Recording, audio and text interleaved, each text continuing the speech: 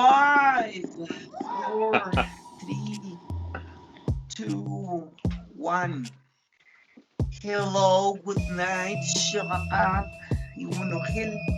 I am Papian Tew. I'm a spiritual guide, Malbe Ich, from the highlands of Guatemala deep in the misty forests and the mountains. Hello, Paul. How are you? I am really good. I'm having a good morning. It's a morning here in Japan today, so I'm just having my coffee, and I'm feeling great today. And I've been looking forward to talking with you for a long time.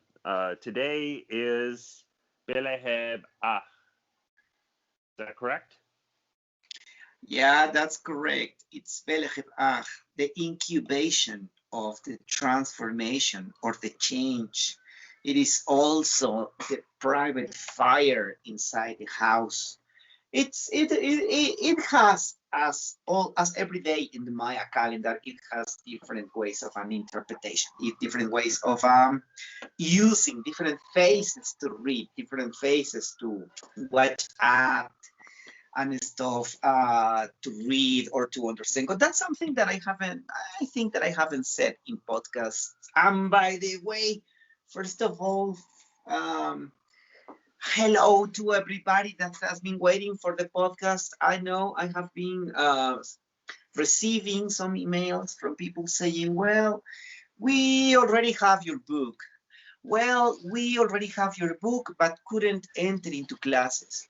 Well, we already have your book, couldn't enter into classes, but anyways, we are learning from you, and we would want to listen to you once again, or to listen to the podcast once again. Where's the podcast? And I was like answering like, thank you very much for everything. Thank you very much for buying my books. Now it's a couple of books after the last podcast. Now I can announce that there's a new book that is called the Raginal Nel Ahkotzich, that it means the counter of flowers. It's the poetry, calendarical poetry of my teacher, my own guide. And but people were like, well, okay, where are you? I will want to listen to your podcast. And I said, well, send me questions. And people were saying something like, no, you just talk. I like the way you talk. And I was like, that's why they called, because I said that, because that's something that always happens whenever you're, and it was also my case when I was with my teacher, when I was there on the highlands, and I was told to ask me whatever you want or ask me something. I was silent. I couldn't even pronounce a word. I will, as a kid and as a teenager, I will always wanted to know things about, for example, about my path, about my destiny. Is there a fate? How much time can you see on my work? Which is my own true self? Stuff like that, philosophical or practical stuff. But at the moment that I was close with my teachers or with my guides, I have never had questions in the moment. So I just let the moment go. But they were also like laughing at me, like, okay, you said that you were looking for knowledge and wanting some knowledge. What do you want? What do you really want also? And nah, and I was silent, like, okay, I just want to be with you. That's the end of the path. And it seems that's what it happens. It also happens to me during consultations. Sometimes people is in my altar receiving consultation or healing or whatever. They came to my altar, and I said, do you have a question? Would you want to know something else? Would you want to blah blah blah, whatever? And they are silent. And I know that's something that produces. So for the podcast, I was mostly told, like, just return to we want to listen to you in the podcast. Well, that's okay. Here I am, very happy. A second book is like another child, and I'm very happy because in this book, the calendarical and the depth of the knowledge of my teacher, my own teacher, Tat Tew, is shown as following what I have said in the previous book about everything is alive, everything has to be considered to be alive and to have a dialogue, a way of a consciousness, and that everything has their own life in their own sense. Not being human does not mean anything. It's another way of a consciousness. So this poetry of this my teacher's poetry shows a lot about that. What is that private life of things, of or as how we call it in the Western world, like animals? We can call it our brothers, or the magical deer. What is the private thoughts of the cloud and the mist? And my teacher is talks about that, talks about objects in the kitchen and stuff like that. And it's I think, right, it's my teacher, a beautiful reading for people who will want to see how in reality the Mayan mind works, or the Mayan consciousness, or the Mayan way of understanding reality works. And this book is a proof that that that that everything has a private life, and sometimes it's not human life, so it's beyond us, but we can describe, we can understand, we can even ask to a plant, for example, what's up, what you're doing, and maybe she can answer, maybe she cannot, it doesn't matter, but you make the dialogue. So this book is full of that. You can read how an elder wise teacher talks about the life of the others. And it's a beautiful poetry, unique, Maya, totally and completely Maya. And well, that's the second book. When is It's on when is Amazon. the when does the English version of the second book? So the Spanish version is out, but when does the English version come out? Yeah, in a couple of weeks. So you can Oh, pre-order now. I see. Well, I'll if there's a link, I'll put the link certainly to the Spanish and the Quiche version, but I'll put a link for the coming soon English version because I can't read Spanish, and my Quiche is bad, so I'm looking forward to the English version. And for anybody else, obviously this is an English language podcast, so you guys can get the English version of the flower Yeah. canter. Well, we're going to post it. We're going to Yep. post it soon. For because we also have to consider something that is, well, this is the times, right, for the COVID, uh, for COVID moments. Some things now are last a little bit more longer than before, but it's due to pandemia stuff, not related with not even with Amazon, and not even the publishers or the printing company. It's just about this moment in which things have changed for everybody. But anyways, yeah, we will share the link later, and it's very soon to be open the pre-order moment. And yes, you can see that what I'm saying obviously was before in the mouth of another leader, because that's something uh, I always, I don't know, I'm obsessed sometimes to say that in this world, in this modern society, whatever the way it has to be called, it's very easy to find tricksters. It's very easy to find gurus. It's very easy to find people who supposedly guide communities and stuff, but it's not usual that they talk about their teachers, or that they first present their teachers. It's almost like everything in this world is presented as my unique way, my unique knowledge, my unique whatever formulation of something. But so my purpose for the couple of first books is the first one is to introduce Nantia, my teacher, and the second one is about introducing the second teacher, that is Tat Tew, for the purposes of recognizing that everything that is behind my words were first on them, were first over there. I don't came from nothing. I was not conceived in the Pleiades to come to reveal truths. I learned from human people the same way you can learn from me.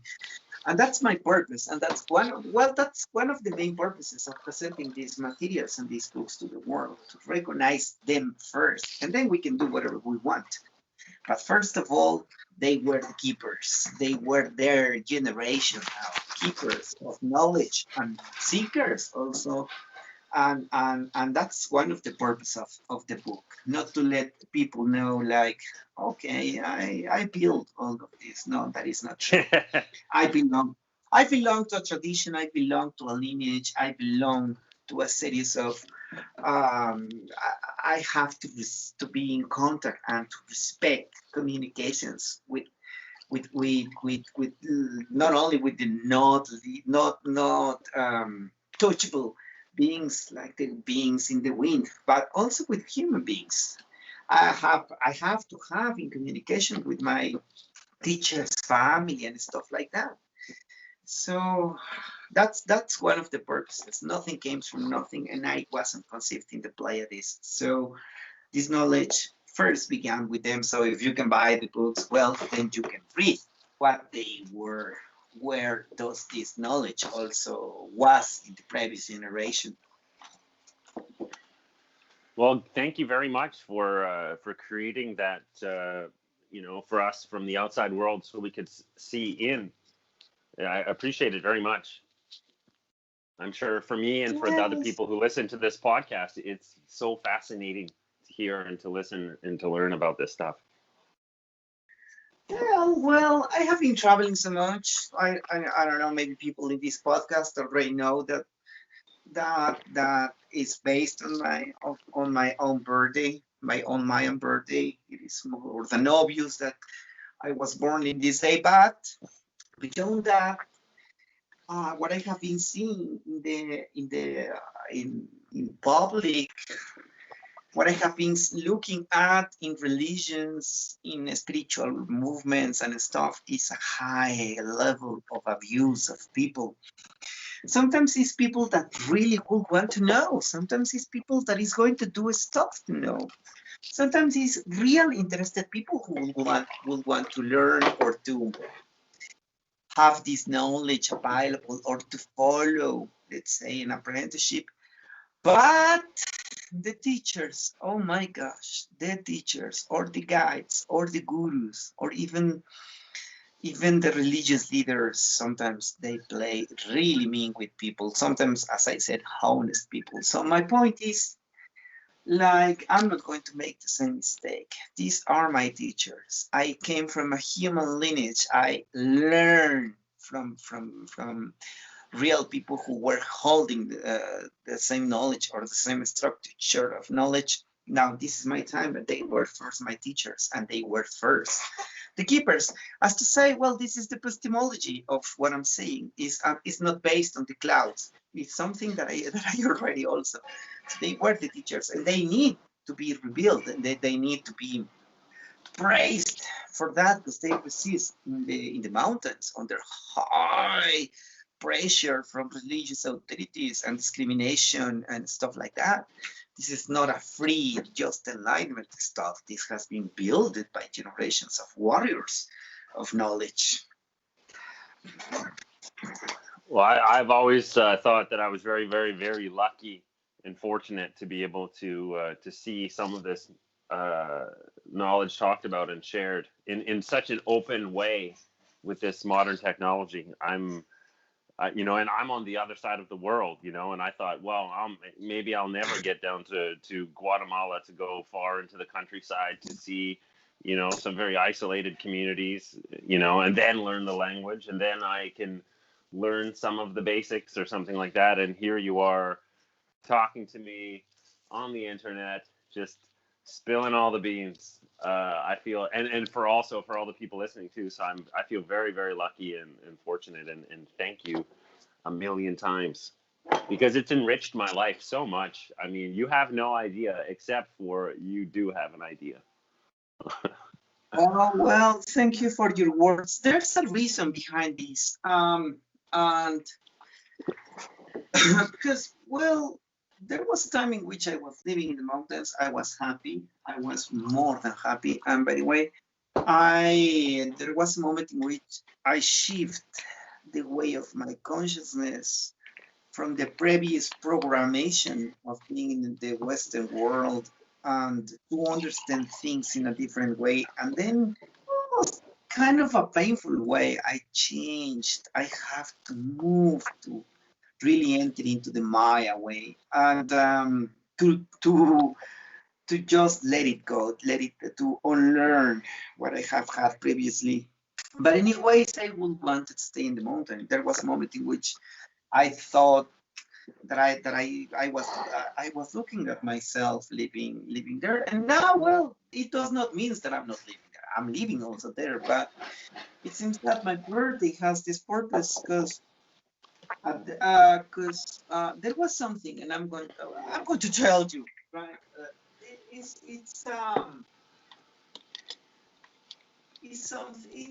is something that is peculiar. My teacher, not Ia, or not Maria, Mary, um, she was some sort she was a guide, but not a teacher. So whenever you learn something from her, it was really a way in which she was treating patients and the way in which she was delivering babies and in which she was doing all these consultations with people. And I could saw her doing what I do now, for example, yeah, making counts with the Mayan calendar, analyzing Trecena, analyzing birthday. What I said in the first book, analyzing the role of the mother, the role of the father, but not the way in which I talk. She was grumpy and a very dominant character for all the patients. But anyways, she wasn't teaching me. I was listening, and I was like in an auditorium or something, or in a classroom that I was not invited or stuff like that. But I was over there. So there was a moment in which I clearly remember that I was 29. I was about to be 30. And for those, and I remember those years that my teacher saw me shaking and trembling in a personal way because I needed to take a decision of what I was going to do next, because I was already a spiritual guide, a shaman, if you want to call it, but a spiritual guide, and I was already performing ceremonies. I was already doing healings. I was already doing what I also do, like dancing and singing, being a ceremonial musician. But it was 29. So I was not anymore a teenager. I wasn't a married man, anyways. And by the way, I was getting poorer because I was now living the life of the mountains. I was just a native in all the senses as anyone else, but the only thing that I have had or that I got was my land to produce corn. That gives you autonomy in the food, but does not really gives you so much extra money. You can change stuff. You can make interchange stuff with people. Like when we change thread for producing weavings and textiles, but later sell some textiles. My teacher was also a weaver, and stuff like that. But I was getting poor. I was having just the average entrance of money from from the mountains, and my corn, my food, my house, water from a spring, but not that much of money, but enough to be like that. The man in the mountain, the healer, the bone healer, the apprentice of the midwife, and the calendarical expert. And for me, it was like there's no problem, but my teacher was really concerned. She was really, really concerned about my situation. If I have had more family to visit, if I have had more things to do, if I have had to return back home to try to rebuild or to build my professional activities because I was on college and on university.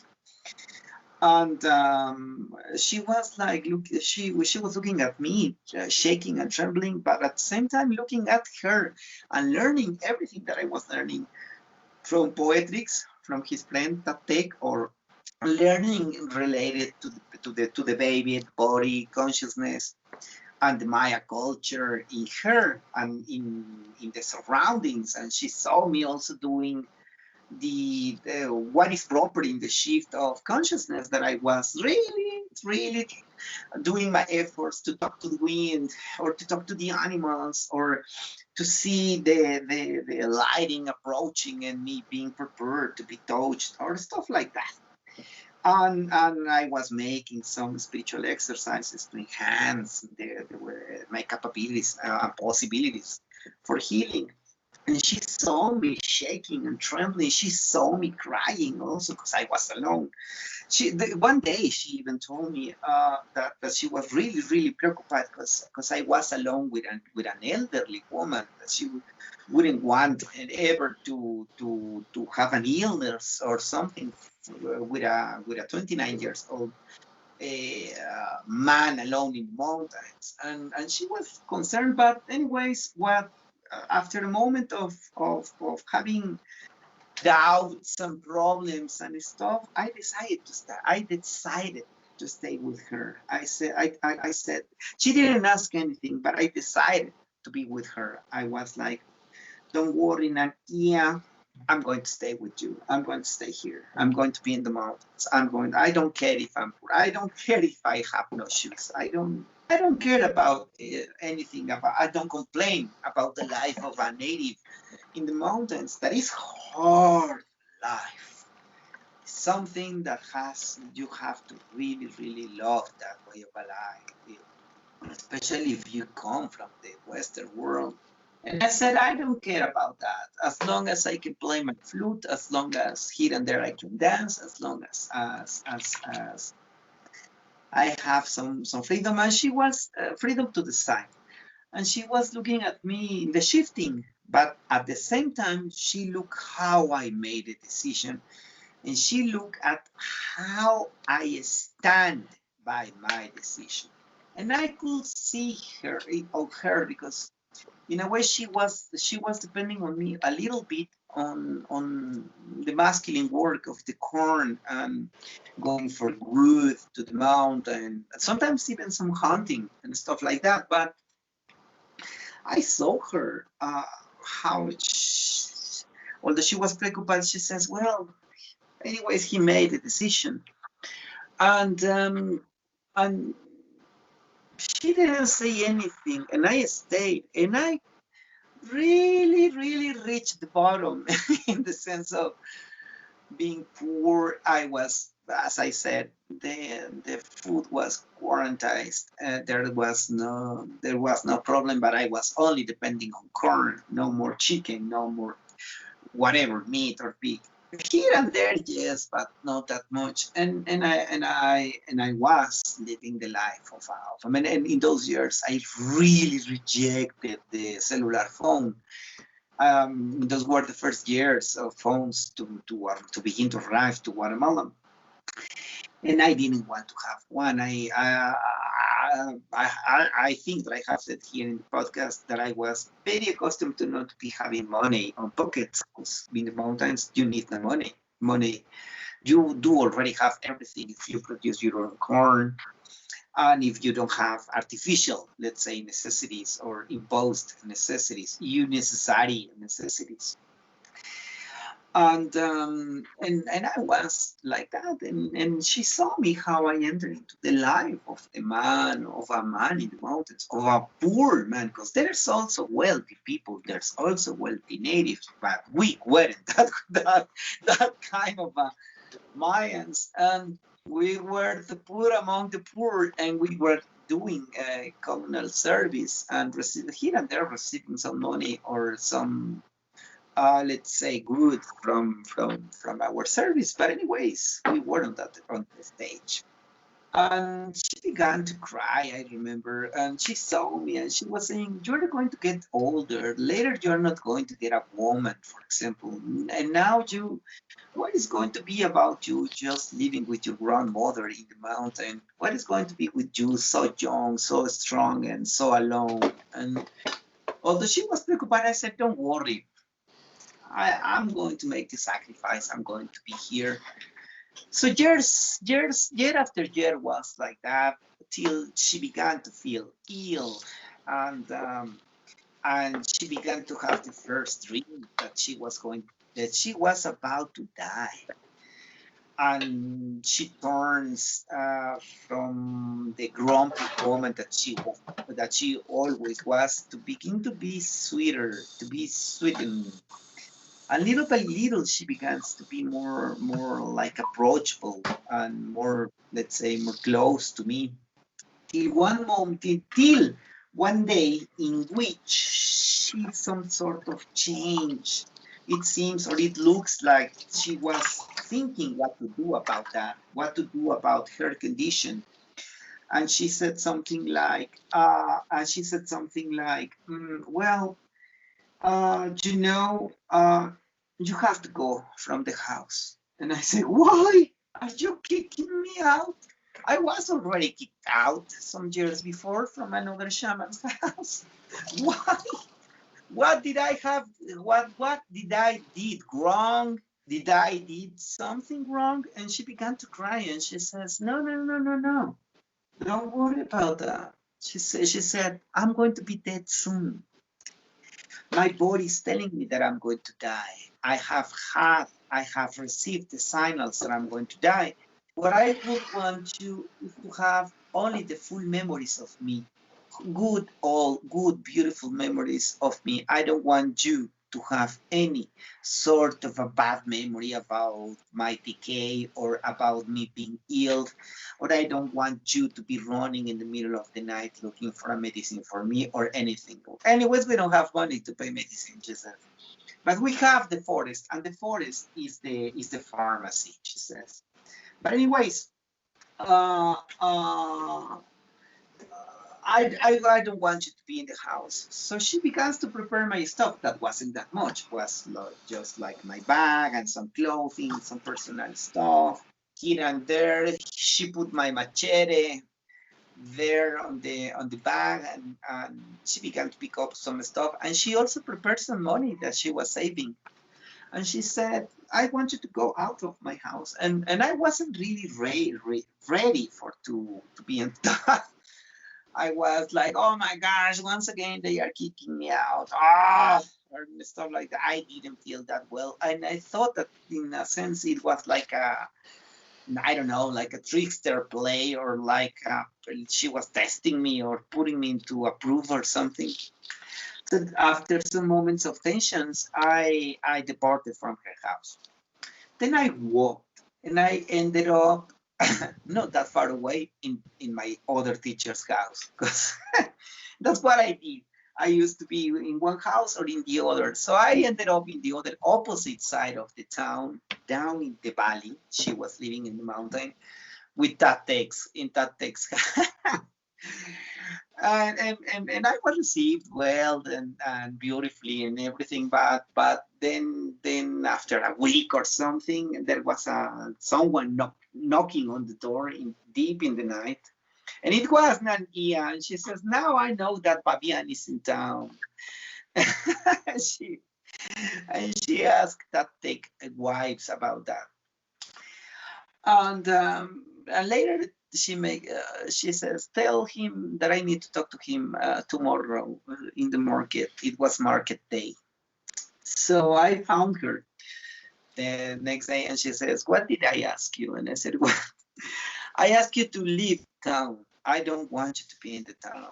I really want you to go out of town. The things are not going to be okay." And she was, this moment was even, I don't know, heavier in I don't know, very um, oh, with a creepy, spooky voice and stuff like that. And well, I said, "Well, okay, let me pick up my things."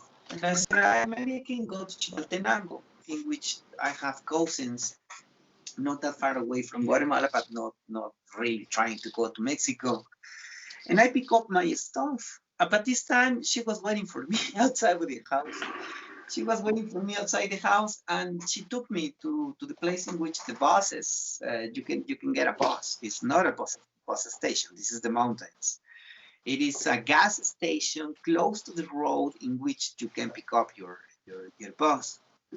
When we arrived, I began to cry because now this time was for sure. And being that she was always, as I said, like grumpy and dominant, but a good woman, not just like a capricious woman, a good woman, but ugh, temperamental. And I began to cry because I said, well, I don't understand this, but if you don't want me to see you in the cave, that's okay. But well, she says, and then she reminds me what I have said before. She says, well, I saw you that there was a moment in which you could choose between your previous life, and that you could choose about being whatever you would want in your own world. But then I saw you choosing me, choosing to stay with me, choosing to stay with Mayan calendar, choosing to stay with learning delivering babies. That is something that you don't really like, she said.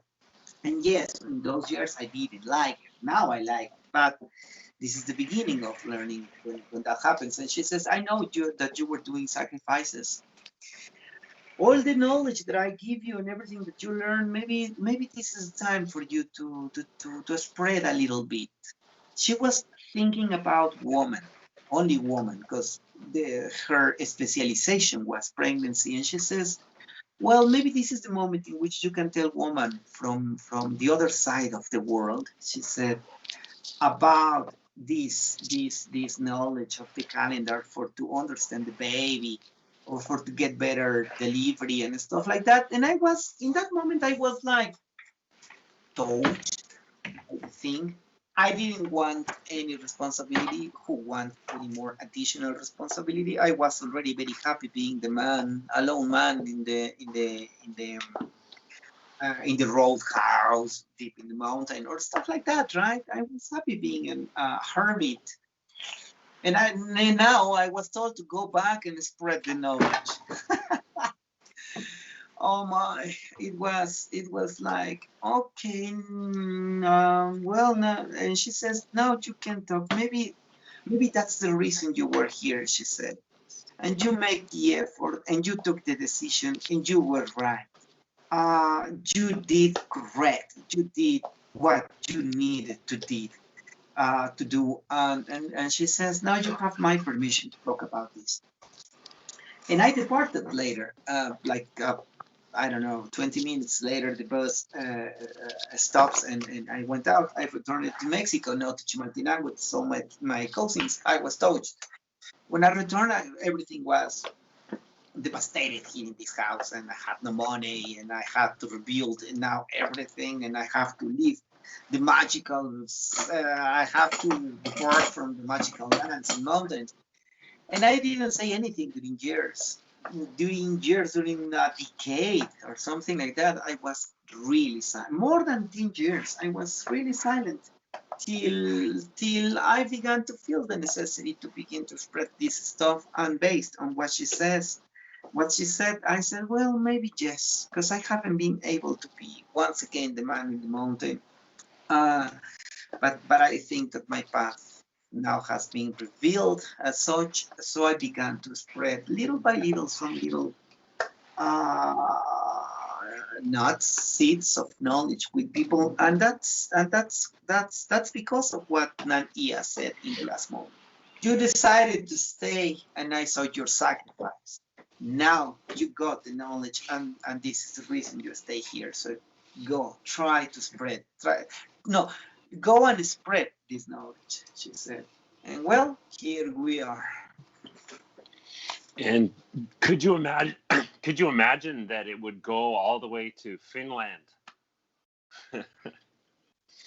No, but there's something that is very interesting and very important. and I will want to all the readers listen, people who is listening to this podcast. When I returned after all those years, there was still something that I need to prove or to know or to understand about this. Uh, and there was still, let's say, this stuff about me being always in the frame and me being always in my world, in the Mayan world. When I was receiving consultation there in the mountains, nobody's asking you anything. We share the same culture. We share the same ideas. When we talk about the stuff, we mostly know what we're talking about. And now my next challenge was to talk about the same knowledge with people that does not know what I'm talking about for the first, and for people who wouldn't even try to see me as an spiritual guide. Maybe they were going to be most like a shaman, or maybe there was people asking me for ayahuasca, although Maya people does not use ayahuasca or peyote or stuff like that. But there's always a misconception of what we are, and for sure they were not going to consider me as a professional for receiving babies. That is a very, very delicate stuff profession. They were not like okay, you're a professional. No, no, no. They were more thinking like I was like a sorcerer or an incantator, but not someone that holds a knowledge in the level of a science.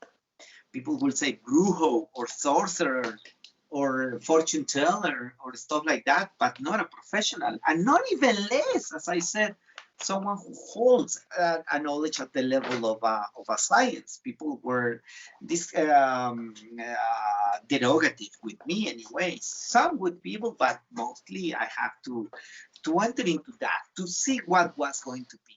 In years, then it took me years to develop all the method and methodology and everything to begin to build a science based of, first of all, the calendarical explanations, but also along with the astronomical, but also the ontology of a perception and a native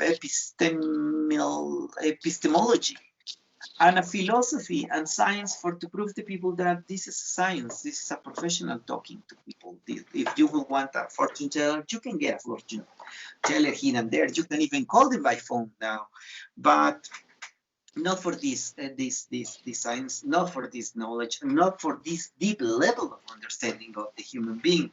So my effort was to build during more than a decade this methodology to create what I'm offering now in consultations, in knowledge, in now that I'm giving classes to people all over the world. And I have to fight back discrimination and stuff like that, derogative, some sort of even of persecution by authorities and stuff like that. But the point is that the Maya way of understanding pregnancy, consciousness, perception, and everything applies the self beyond the cultural matrix of the Maya culture. If maybe you're not going to understand at the first thing what I'm talking about, but if I have a half an hour conversation with you, you will enter in what I'm doing. And then to begin to apply that knowledge into your own life, and you can see then that the Mayan calendar in reality transcends the limitations and really transcends what can be understood as the basic frame of the culture. You need not to be a Mayan to understand who you are, or your kids, or your mother, or everything that is happening to you is a science that applies to everybody. And now that I'm thinking, I can remember my teacher telling me, well, you make the decision. You make the decision and you did it right. You sacrifice yourself. And now I'm offering precisely what it was. My first decision was to stay there. Now I'm offering this, which I think is a fabulous way to Well, talk about this I have a universe. I have a question, which is what was the most useful thing? I understand the frustration of not being able to communicate this or not being seen as somebody who is an expert or professional or who is very capable and accurate and precise, and the work quality is excellent and the results are unbelievable, and things like that. What was the most helpful way in cutting the barrier or making the connection? Was there something that you discovered worked really well or was very, very helpful? Which is the question? So sorry. No. No. Let's. There was an entering calling. So this entering calling stops the audio. Stopped the audio. Now I rejected the calling. Can you repeat your question? Because Yeah, it was like, so I understand at the beginning it wasn't you weren't seen or recognized as a professional or an expert, and over many years you slowly began to develop the vocabulary and the ways to make the connection. So what was the most helpful thing that you found was able to make the connection or build the bridge so that people could understand and see? well, the most important thing, even also for me, not just for them, was that whenever I was using the calendarical knowledge to understand how was pregnancy time and how that pregnancy description is to understand the behavior of a human being, that key knowledge between that was the bridge that led me and even surprised my readers or surprised people in consultation. They were just like, how can you know that? How is it possible that you already know how was my mother or my father? How can you know? And by the way, this is not just like, let's say, like something for midwives or for to understand pregnancy. This is not just about that. This is philosophy as such, and also a way of understanding personality and character, but not a psychology because it has not the same base. But whenever people was confronted with doubts and ideas, whenever I offered my scheme, they were like, "How can you know that? How it is possible? How can nobody tell us with the importance of pregnancy or the importance between the relationship between the mother and the father to arrive to the comprehension of the human being?" And I was like, well, I think share ignorance of processes because this is the knowledge of a 3,000 millennial civilization.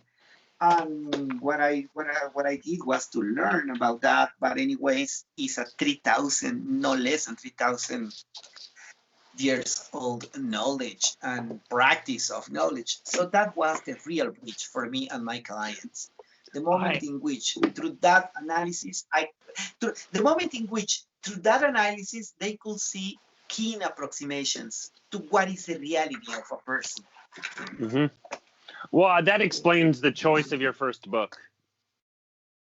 I You know, was what? it explained, like, your first book is all about the epistemology of a person's consciousness, right? And the Yeah, pregnancy and all, and so that explains that's the point to enter, because that's the point where you can begin to make the connections. yeah. hmm Okay, well, I don't know if I say this before in this podcast, but at the beginning, as a man, I thought that the biggest knowledge that I could achieve was going to be related to secret incantations, going to secret places, knowing interesting people, or knowing the secrets of the stars. Kind of a masculine mind, very morbid about knowledge. And at the end, the most amazing treasure was by receiving babies, because in that way I could feel that what is personality, character, consciousness is in reality encoded in the way in which we took pregnancy times. And by the way, you need not to be an expert. You need not to receive babies to understand this.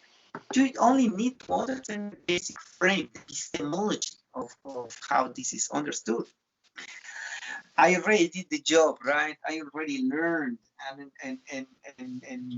I already understand how this works, how these components plays to understand personality and character and how we are, how we deal with the world beyond that. And yes, the book is about that, but as I said, that was amazing that I found it in the place in which I didn't want it to stay, and later in the place in which I made my own sacrifice to stay. Well, thank you very much for explaining in detail about your own personal history and about learning and the process of learning over it sounds like about a decade. More than that, it's 3 decades of work now. Wow, that's a long time. You're getting older, Tat. Yeah, I'm getting older. One of the things. This is something that I have said in this podcast about the path of the spiritual guide, in the sense that you are not chosen, or you are already uh, being born as a spiritual guide, or maybe you were chosen by your ancestors or your blood to be in this path. Uh, um, but anyways, in a sense, I was first of all trying to save my own life, trying to understand my stuff.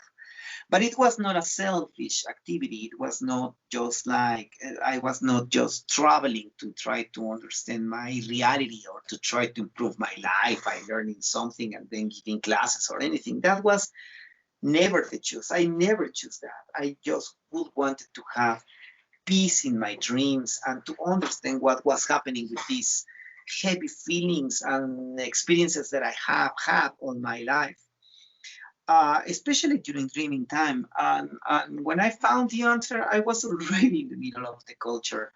So, and by the way, my culture, and by the way, in those years, I already knew who my family was, who was my real family, and stuff like that. So, um, this being 30 years into this is just another way to say, or let's say that I love my own life, and that there was even also a moment in which I thought that everything that I learned was not for the world, was only for to save my life, and that I was more than served. I thought like, well, I got so much more than what I wanted or what I needed. I really saved my life.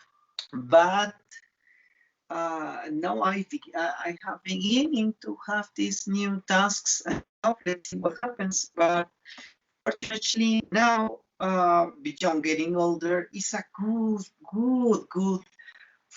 time frame of reference. 30 years of experience is really something, because you can be whatever you want. You can be best. You can have good qualifications for to do something. You can have the gifts, but experience is never falsified. Experience is experience, and there's no way to get experience by doing stuff. And that's what more than the knowledge. Now what I offer is experience. Yeah, that makes sense. You can feel the memory of how to do things just in your body. Your body already knows without your mind. Exactly. And by the way, I'm anyways with my masculine mind. And anyways, I have had doubts. I have had questions. There has been moments in which I do my big tantrum to go away from this world. I have done and test and prove, and I broke the glass in the wall and everything, and throwing the glass to the wall, and I did everything to put this into test, and here I am. So I already tried everything. Well, Yeah, once again, I'll just say thank you so much. This is the first time that I've heard, in such detail about your own, personal history of studying as a student, and then, slowly the path to becoming a teacher. Yeah, that's actually very helpful for me. It helps me see you more, basically. You know, Well, there was I remember my first steps. Um, I was happy about it, about being able, even to have freedom. Because there's something when you are that poor, somehow you're also very free. There, there's a moment in which poverty. There's a moment in which not having money and stuff like that. It's very peculiar because, in a sense, well, you don't depend on anyone. You don't follow orders. There's an amazing peculiar situation about being poor. But what I discovered being that poor, that I was free, because I was only needing meat to produce my food and clean a house. But we were free from influences. We were free from impositions. We didn't need to prove anyone or anything who we are. We were not under the pressure of anything. In a sense, we were very, very, very free. Also isolated in the mountain, forgotten from the people. But as I said, for my teacher, there was no need for pharmacy. There was no need to go and buy food. We have our mountains, and there was a sense of autonomy that it is almost impossible to have in a city. Well, it's impossible to have in a city, and based on that freedom for to understand stuff and to keep on going with the knowledge and everything, I began to build my experience, which now applies, as I said, to everybody in the world, for every listener in this podcast, this knowledge, anyone, anyway, does not matter if you believe or not in Maya culture or in Mayan gods or whatever. You can call it the way you would want it. There's no problem with that. But anyways, uh,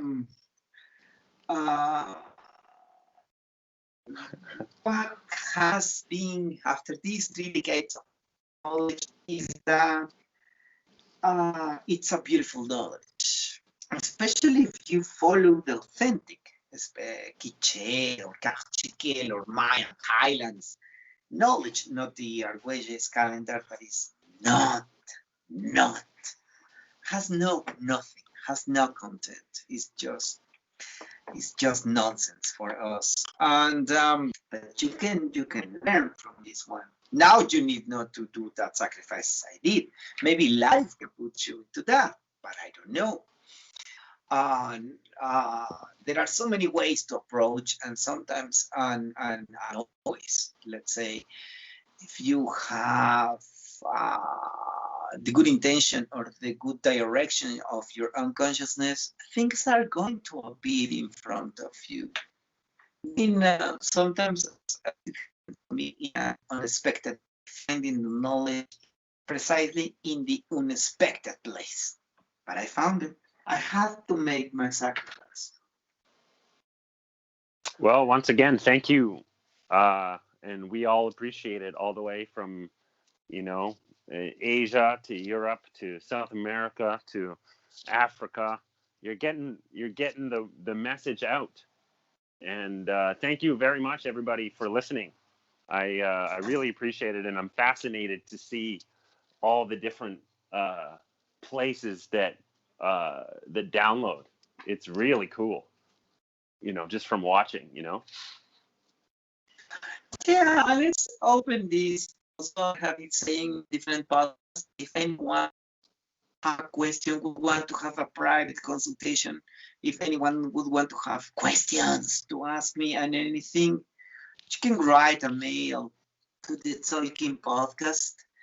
to ask for directions, for guidance, for anything. Now, as you have heard, I'm very open to listen and to do consultations and to show you which is the authentic Mayan way to resolve the stuff. You can write, not only downloading the podcast, that, by the way, thank you very much. My voice is not that of a voice, but and guess what?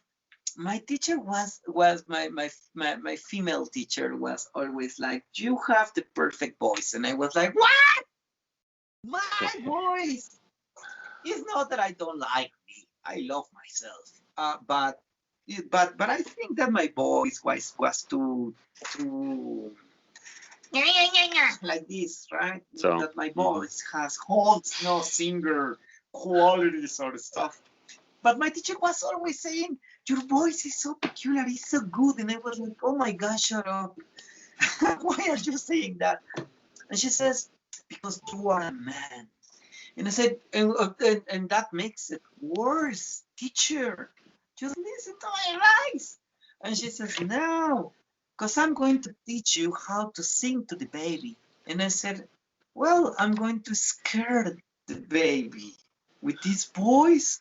I'm not a singer. And she says, no, listen to this. And she said, the only voice and the only vibration, she begins to talk about vibration when I began to talk about some stuff about vibration, like the vibration of the chords in the mouth, right? And she says the only vibration and the only voice that the baby really knows is the mother's voice, because the baby can feel it from the inside, along with the boom boom of the heart. But all the other voices, it does not matter what voice. But what I'm going to teach you is voices that are going to be blurred by the amniotical liquid. So the closest relationship that the baby has is with the mother. And then with what a voice or a presence produce in the mother's behavior. But the voice or the sounds are blurred from the amniotical liquid. So the associations that the baby began to do with the presence or with the vibration or the specific tones of voices, which you are going to be different. And I said, why? And then in a moment I said, why? Well, now I know. My voice is going to sound different, right? My voice is not going to sound such as a man, but I'm going to be more close to a feminine tone when singing to the baby. She says, yes, you're going to sound like me, she said. And I said, oh, you can make a better connection with the baby because your voice is not going to be that strong. It's not going to be that like that moment of singing.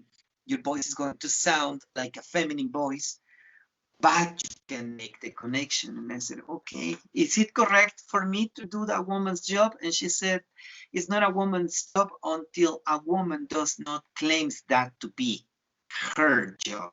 If there's a woman, it's not automatically a feminine job. And I said, ooh, I would want feminist to listen to you, woman. And I said, well, okay, let's do it. And yes, my beautiful voice. That was actually very, very fascinating, talking about the sound being changed by the liquid and that effect on the baby's consciousness. Can you talk a little bit about more? For example, can you show the tone or how to do it or why? You explained why, but can you talk about that more? What happens is that usually the masculine tone is not the same as the feminine. So if the baby is already accustomed to the mothers, no matter what the sound is, some of the kids' voices are close to the baby, but usually the voice of the man is blurred and the tone is different, right?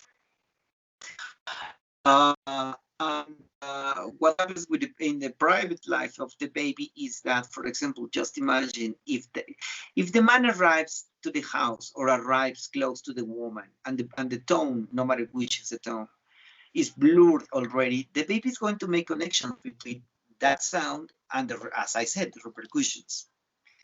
But let's play with the first example that the voice is mean with the woman. So the baby will begin to associate those tones with uncomfortability, because after hearing that, the mother begins to change and change the pressure, the heart movements, and stuff like that. So the baby is always going to make connections with tones and with the repercussion of the mother's behavior. And once again, closest kids, some music even, and stuff like that, use pleasure on the baby. But that's the key point. Sometimes we, as babies on pregnancy time, we associate that already. So sometimes we are reluctant. In present time life, that's why we reject, or we like singers, or we like specific ways of a music, because we already have that association already built or shaped in our consciousness. The good role for me then, it was going to be that my voice was not going to threaten, or it was not going to be felt as not as the couple of the mother, but just as another woman. And that the baby will not associate the ways in which I was going to sing and to prove and to show love to the baby, in the sense of interrupting the presence of the real father. I was going to be a bridge. And that was the fabulous thing. And the other thing is just something, as I said, very as is very reasonable. The baby associates the tones and the presence to the effects of what the mother, or to the effects in the mother's body. So that's why it has to be very, very, very. That's why this knowledge is also needed in the world, because the woman has to be aware of this, that everything that happens to her can be something is something that is already building the baby, and it's a very reasonable theme of action, of Well, understanding. well, it just makes such perfect sense. It's just the most reasonable, natural, obvious as soon as you hear it. You know, as soon as you hear it, you go, "Oh, Yeah, of course, that makes perfect sense." How simple, how poetic, how perfect a description. And then you can, the best part too is you can follow into the future, follow from that point, continue, and whew, wow, it's just yeah, divergence from that point. exactly. And everything begins not in let's say, it's not a very articulate stuff. It's not about that the baby knows already uh, with that precision. It's an association of pleasure or comfort and discomfort that is connected to the mother, and that's the way the everything works during pregnancy. It's associations about the sensations of the mother, how the mother is let's say processing all the stimuli, and how this process goes into the baby. For example, the last case that I was attending, it was a woman that really wanted to. Well, there was this man that he's already an alcoholical person, but he's very young. He's like 14 or something. He's underage, and what I found by doing some readings and understanding what happened to the mother was like, well, okay, you told me about this stuff about your first kid, but you didn't tell me stuff about the second person, the second boy. I made a connection and I said, so you stopped drinking with the first kid, But you told me before that you were very party-like, a party person, right? So just tell me something. When you were pregnant, would you wanted to drink? Did you want a beer? Did you want a whiskey? Did you really wanted to be drunk? Because in the first pregnancy, for the first pregnancy or the first baby, she stops because but there was also problems with her body. But it was like and it was like more like the doctor's appreciation of a stop, but she follows. The second boy was not really a boy that was expected it was not an expected pregnancy. It was some sort of a uh, well, that's it, an unexpected moment. So I said, well, then did you drink once again, or during the second pregnancy, were you missing drinking, party, and doing stuff? Just stop in the first baby, but during the second, were you really like, oh my gosh, why did I have this baby if what I wanted was to have fun once again? And she says, yes, how did you know that? And well, I didn't tell her the process of thinking, obviously. And I was like, well, I think that all the impression and the necessity and the anxiousness to drink was just plainly retransmitted to the baby. You couldn't stop, you shouldn't. And now that's my recommendation for people that is listening to this podcast. Everything that you, especially as a mother, everything that you are doing are going to impregnate the baby's consciousness. So if you are wishing too much to have alcohol, then it is going to be a frustration. A frustration that the baby is reading as something that needs to be understood, or later to be achieved, or later to be satisfied. So everything that you perceive and everything that you are lacking or even desiring, or what the frustration can produce in you, is already programming your baby's mind, your baby's consciousness. And that was the explanation for this woman. She says, oh my gosh, that's more than true. Well, that's very, very fascinating, implications. From that point, the divergence is endless, and you could think about all the places that it could go and how it could be, and who and where and why, and it's it's the entire life.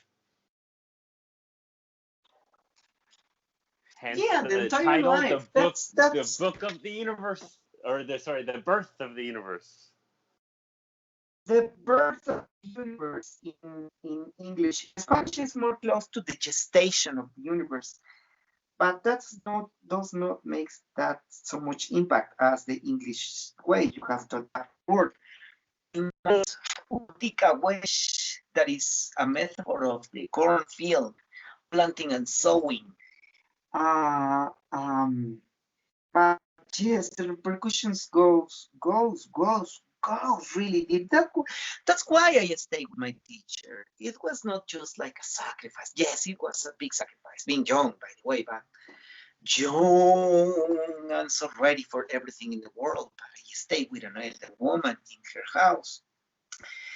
Uh, uh, all my friends were beginning life, buying the first car, by entering into the world and the universe, having the first cellular phone, and I choose to be poor, and I choose to be humble, to be with my teacher. But that this is the reason. Is a very clever and keen knowledge to understand the human being. If even like I. I consider this knowledge being more interesting than plain psychology, to try to understand what happens during all those days. This is so interesting. These ways of understanding the conscious baby and the repercussions of every action during pregnancy that no psychologist and no psychiatrist take into account during consultation. They just go on to tell me about your mother. and that's so boring. uh, it's not deep enough. That's the problem. They're just It's not what? touching.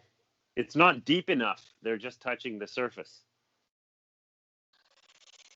And the early years, and I will not deny some good stuff that they have, but they don't have this full frame, or they haven't built already this full knowledge about the importance of every action during pregnancy.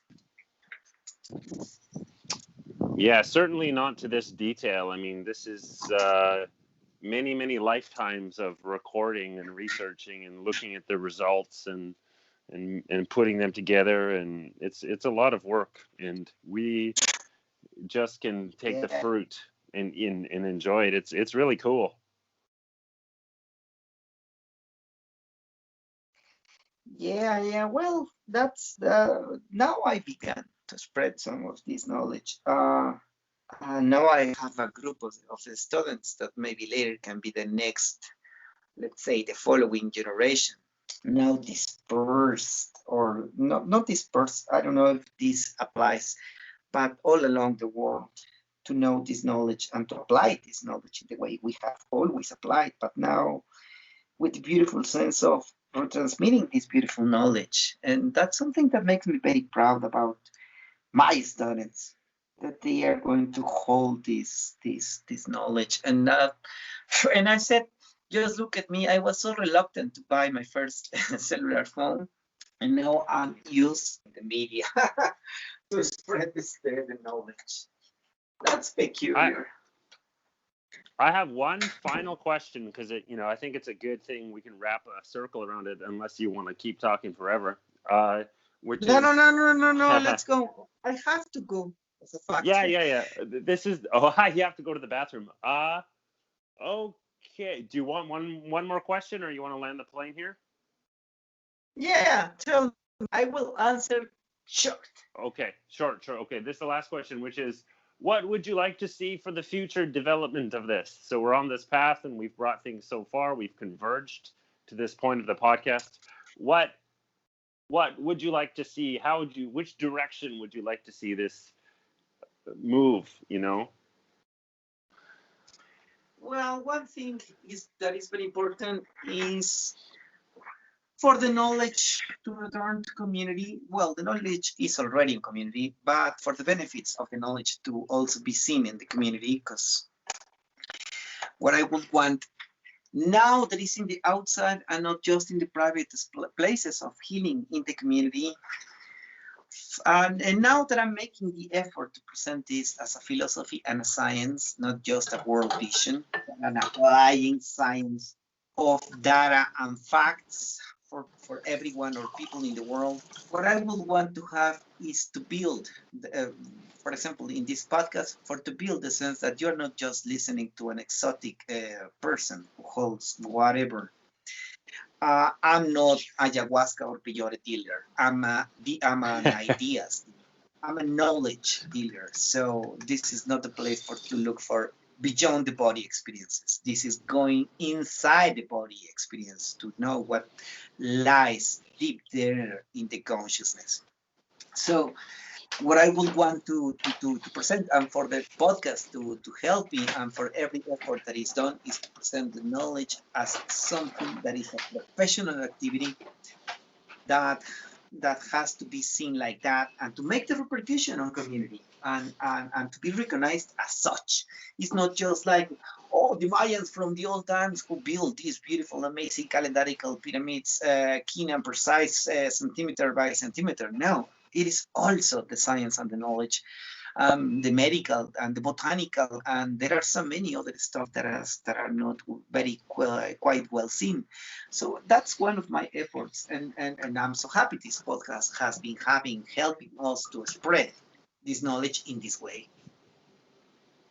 That is absolutely beautiful, and it's a perfect place to end. Thank you very much. Okay, All see right. you all, and see you on the next podcast. Excellent. Okay. Have a great day. Bye-bye. Ciao. Sayonara. Thank you very much for listening to Livin' the Zolkeen. I have a special announcement to make. There will be pre-orders available for the English version of the Maya poetry book, The Flower Counter. The Spanish version is already available. I'll put the link in the description. I want to give a special shout out to people in the United States, Mexico, Japan, Netherlands, Brazil, Canada, United Kingdom, Spain, Guatemala, Ireland, Italy, Israel, Finland, Honduras, Poland, Switzerland, Australia, Germany, France, Turkey, Czech Republic, Cayman Islands, Denmark, Taiwan, and Sri Lanka. Thank you so much for listening all around the world. I hope you guys all have a wonderful Tracina and keep on living the Zolkeen. Peace and love.